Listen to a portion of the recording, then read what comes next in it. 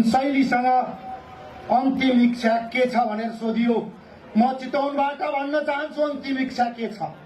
यो पार्टीको, राष्ट्रिय स्वतन्त्र पार्टीको र रवि लामिछानेको अन्तिम इच्छा के छ सुन्न तयार हुनु म भन्न चाहन्छु। यो देशमा किसानको मुहारमा हाँसो ल्याउने अन्तिम इच्छा छ।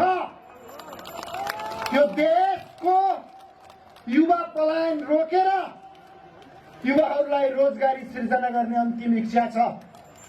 यो देशमा दलीयकरण र भ्रष्टाचार विरुद्ध सशक्त आवाज बोकेर विधिको शासन स्थापना गर्ने अन्तिम इच्छा छ।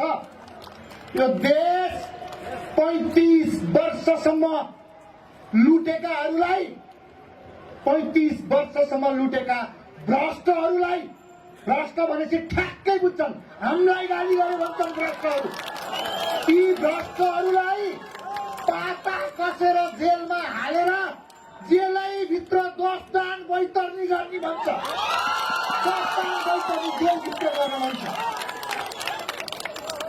भ्रष्टहरू आज एकजना व्यक्तिका पछाडि जसरी लागेका छौ नि, त्यो व्यक्ति निर्भीक छ, निडर छ। त्यो व्यक्तिको मुटुमा रगत होइन तेजा